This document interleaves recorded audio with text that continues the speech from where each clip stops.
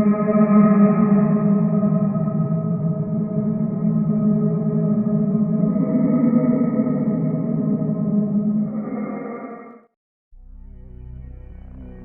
betapa terkejutnya dia saat melihat ada sosok pocong tepat di depan wajahnya. Pocong itu sangat mengerikan. Wajahnya busuk, dipenuhi nanah. Dan tidak itu saja, kain kafannya kotor dan dekil, membuat penampilan pocong itu semakin menakutkan.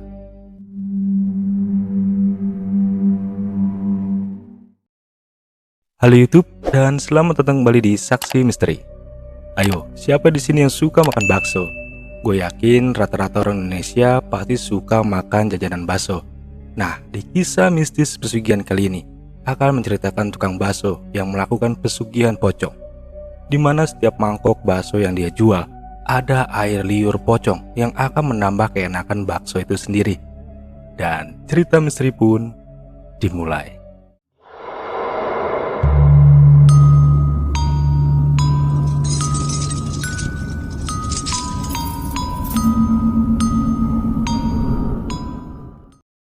Perkenalkan, namaku Firman.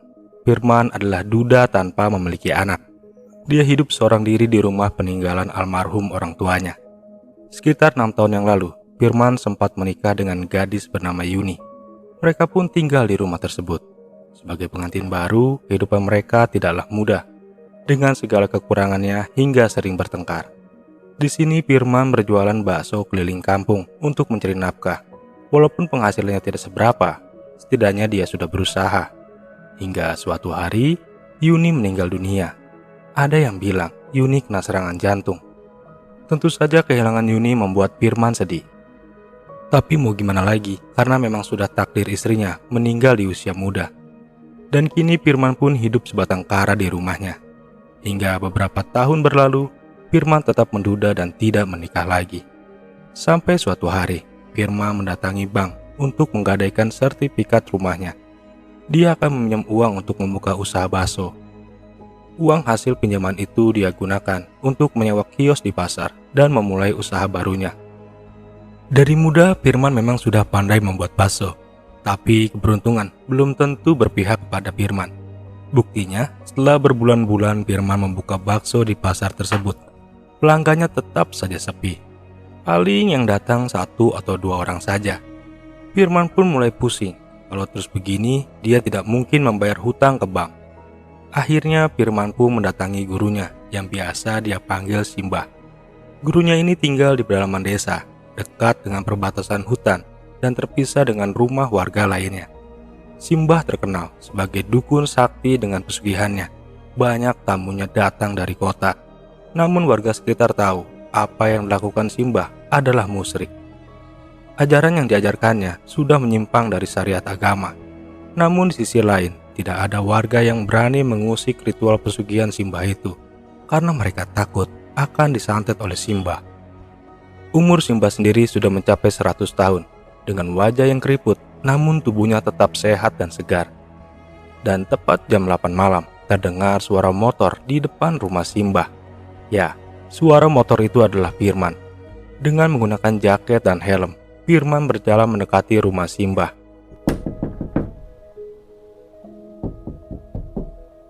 "Bah, ini aku Firman," sambil melihat ke jendela rumah yang sudah buram. Rumah Simbah memang berbentuk panggung, tidak menggunakan listrik, hanya lampu tempel dari sumbu api sebagai penerangannya. Kemudian terdengar langkah kaki dari dalam rumah. Gagang pintu pun berputar, pertanda ada orang yang membukakan pintu. "Oh, kamu Man. Lama sekali kamu tidak sini," kata Simbah sambil tersenyum. "Iya Mbah, maaf saya sibuk berjualan di pasar. Mbah gimana kabarnya?" Firman mendekat sambil menyambut lengan Simbah untuk disalami. "Aku sehat Man." "Ya sudah, ayo kita masuk," kata Mbah menjawab pertanyaan Firman tadi. Firman pun masuk dalam rumah panggung itu. Di ruang tamu tidak ada perabotan sama sekali. Ruangan itu kosong melompong. Hanya ada foto hitam putih yang sudah buram menempel di dinding bilik bambu. Tidak jelas siapa sosok yang ada di dalam foto tersebut. "Gimana usahamu Man? Apakah lancar?" tanya Simbah. "Nah, itu dia masalahnya Mbah. Saya sekarang punya usaha baru, tapi lagi sepi, Mbah. Jadi maksud kedatangan saya ini meminta pesugihan kepada Simbah, jawab Firman. Oh, bisa kok. Simbah pun menganggukkan kepala, tanda bahwa dia mampu memberikan pesugihan untuk Firman. Kamu usaha apa sekarang? Tanya Simbah. Saya jualan bakso, Mbah. Kalau bakso cocoknya pakai pesugihan pocong. Kamu mau? Tanya Simbah. Saya mau melakukan apa aja, Mbah, asal tumbanya jangan nyawa saya sendiri. Oh, tidak kok. Tapi syaratnya kamu harus punya istri dulu, kata Simbah. Firman kaget dengan syaratnya untuk menikah.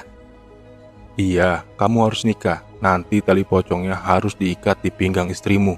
Dan jangan sampai dilepas, terang Simbah. Firman diam sejenak. Dia sedang berpikir siapa wanita yang bisa diajak menikah. Dan tiba-tiba terlintas sebuah nama di kepalanya. Ya, si Indri. Dia kan janda yang tahun lalu ditinggal mati suaminya. Kebetulan dia juga tetangga Firman. Dan Firman juga tahu betul kalau Indri suka kepadanya. Hal itu terlihat jelas dari sikap Indri setiap bertemu dengannya. Indri selalu memberikan makanan dan perhatian kecil setiap bertemu. Baiklah, Mbah. Besok saya akan ke rumah Indri dan langsung melamarnya. Selain harus memiliki istri, ada syarat lain nggak, Mbah? Tanya Firman. Masih ada, Man. Kamu harus bertapa di gua pocong. Kau harus mampu memikat salah satu pocong yang ada di gua itu. Dan nantinya akan dijadikan alat pesugihan, jawab Simbah. Baik, Mbah. Firman seakan tidak takut dengan syarat itu. Firman memang sejak muda sudah terbiasa dengan hal-hal mistis. Malam itu, Firman dibawa ke tengah hutan. Mereka berjalan sambil membawa obor sebagai penerangan. Jalan setapak menjadi jalan satu-satunya jalur menuju gua pocong. Jaraknya memang tidak terlalu jauh dari rumah Simbah. Gua itu disebut gua pocong karena memang sarang dari para pocong. Tidak sedikit warga melihat puluhan, bahkan ratusan pocong di dalam gua itu. Tibanya di bibir gua, Firman diminta melepas semua bajunya. Dia harus telanjang bulat selama bertapa di sana. Firman pun menuruti perintah Simbah. Dia pun melepaskan semua pakaiannya. Hawa dingin menusuk kulit Firman. Dia pun menggigil kedinginan. Namun dia harus tetap melakukan pertapaan itu demi memenuhi syarat pesugihan. Firman masuk dalam gua yang lembab dan dingin tersebut. Dia duduk di sebuah batu besar. Sementara Simbah pulang meninggalkan Firman seorang diri. Di malam pertama di gua itu, Firman langsung mengalami gangguan aneh. Tiba-tiba saja dia mencium bau busuk dan sangat menyengat. Entah dari mana datangnya bau itu. Firman tidak dapat berkutik. Dia harus tetap fokus bertapa di sana. Sekitar beberapa menit kemudian, Firman seperti merasakan ada seseorang melintas di hadapannya. Dia juga mendengar suara-suara aneh, seperti orang yang sedang berteriak kesakitan. Juga mendengar hembusan napas seseorang di hadapan mukanya. Karena penasaran, Firman perlahan membuka matanya. Dan betapa terkejutnya dia saat melihat ada sosok pocong tepat di depan wajahnya. Pocong itu sangat mengerikan. Wajahnya busuk, dipenuhi nanah. Dan tidak itu saja, kain kafannya kotor dan dekil, membuat penampilan pocong itu semakin menakutkan. Firman tetap tenang dan coba mengendalikan diri. Dia pun kembali menutup mata dan fokus bertapa. Hingga keesokan harinya, Simbah datang untuk menjemput Firman. Keluarlah, Nak, kata Simbah. Firman pun keluar. Simbah dengan kesaktiannya, dia melihat ada sosok pocong yang mengikuti Firman dari belakang. Baguslah, ucap Simbah. Bagus apa, Mbah? Tanya Firman kebingungan. Lihat ke belakangmu, Man, perintah Simbah. Firman pun menoleh ke belakang. Dia melihat ada sosok pocong yang mengikutinya. Pocong itu hanya bisa dilihat olehku dan kamu sebagai tuannya. Orang-orang biasa tidak akan bisa melihat pocong tersebut, ucap Simbah. Simbah pun melangkah mendekati Firman, tepat di depan pocong tersebut. Kemudian Simbah membacakan mantra-mantra. Dia pun melepaskan tali pocong tepat di bagian pinggangnya, lalu menyerahkan tali itu kepada Firman. Man, kamu segera menikah. Nanti ikatkan tali pocong ini pada pinggang istrimu. Selama kamu pelihara pocong itu, maka usahamu akan laris manis, kata Simbah. Firman pun mengangguk dan segera memakai pakaian miliknya. Lalu mereka pergi dari gua pocong tersebut. Sejak saat itulah, Firman diikuti pocong mengerikan. Selang beberapa hari, Firman langsung melamar Indri untuk menjadi istrinya. Indri pun senang bisa dinikahi Firman, karena memang dia memiliki rasa pada Firman. Di malam pertama pernikahan, Firman langsung meminta istrinya untuk mengenakan tali putih di pinggangnya. "Ini buat apa, Mas?" tanya Indri. "Tali ini untuk keselamatan dan keberuntungan. Pakai saja, jangan banyak tanya," ucap Firman. Istrinya Indri tidak berani membantah dan mengenakan tali pocong itu di pinggangnya. Selang seminggu, usaha Firman mulai laris. Banyak pembeli di kedai bakso miliknya. Biasanya hanya ada 1 atau 2 orang pembeli. Sekarang Firman bisa menjual ratusan porsi setiap harinya. Mereka seperti ketagihan memakan dagangan bakso milik Firman. Rasanya sangat nikmat. Bahkan mereka terus membicarakan keenakan bakso di kedai milik Firman itu. Makin lama, pembeli semakin ramai hingga membuat Firman kewalahan melayani serbuan pembeli. Mereka tidak tahu kalau di kedai bakso itu ada sosok pocong yang selalu meludahi kuah bakso agar rasanya enak dan membuat pembeli ketagihan. Saking ramainya, Firman harus merekrut karyawan baru untuk membantunya. Firman sangat senang karena usahanya semakin maju. Singkat cerita, beberapa bulan setelah usaha kedai baksonya semakin sukses, tiba-tiba ada musibah menimpa istrinya Firman. Malam itu, sehabis maghrib, Indri yang sedang datang bulan berniat mandi setelah maghrib. Setelah membuka pakaian, Indri berpikir untuk membuka tali putih yang selama ini terikat di pinggangnya. Dia bermaksud mencuci tali tersebut, lalu setelah bersih dikenakannya kembali. Namun setelah dia melepas ikatan tali itu, tiba-tiba saja ada pocong yang berdiri di hadapannya. Indri kaget karena dia melihat pocong itu di depan cermin. Tak lama setelah melihat pocong itu, Indri pun langsung jatuh dan sakit hingga berhari-hari. Bahkan sakitnya itu semakin parah, tubuhnya panas dan menggigil tidak karuan. Kemudian dia bermimpi menyebut-nyebut nama pocong. Firman yang melihat itu langsung menemui gurunya untuk bertanya penyakit yang dialami oleh istrinya. Simbah pun memberitahu Firman kalau pocong itu marah karena istrinya sempat membuka tali di pinggangnya. "Dia akan mati, Man, karena melanggar pantangan itu," ucap Simbah. Firman tidak kaget saat mendengar ucapan gurunya itu. Lagi pula, Firman tidak mencintai istrinya itu. Firman malah khawatir dengan pesugihannya. "Lalu apa yang akan terjadi setelah itu, Mbah?" tanya Firman ketakutan. "Kau harus cari istri lagi sebelum malam 1 suro atau 3 hari dari sekarang. Kalau tidak, pocong itu akan menjadikanmu tumbal," terang Simbah. Firman ketakutan ketika mendengar ada ancaman pocong itu akan menjadikannya tumbal. Hal itu membuat Firman panik dan bergegas pulang. Di perjalanan pulang, Firman sempat membeli racun. Entah untuk apa dia membelinya. Padahal di rumahnya itu tidak banyak tikus. Setibanya di rumah, Firman langsung menyuguhkan minuman untuk istrinya. "Istriku, minumlah. Ini obat biar kamu cepat sembuh," kata Firman. Di sini Indri masih merintih kesakitan. Wajahnya pucat dengan rambut yang acak-acakan. "Obat apa ini, Mas?" tanya Indri kepada Firman. "Sudah, kamu minum saja biar kamu cepat sembuh. Setelah minum obat ini, kamu tidak akan merasa sakit lagi," ucap Firman kepada istrinya. Indri pun meminum air itu dan kemudian kembali tidur di atas ranjangnya.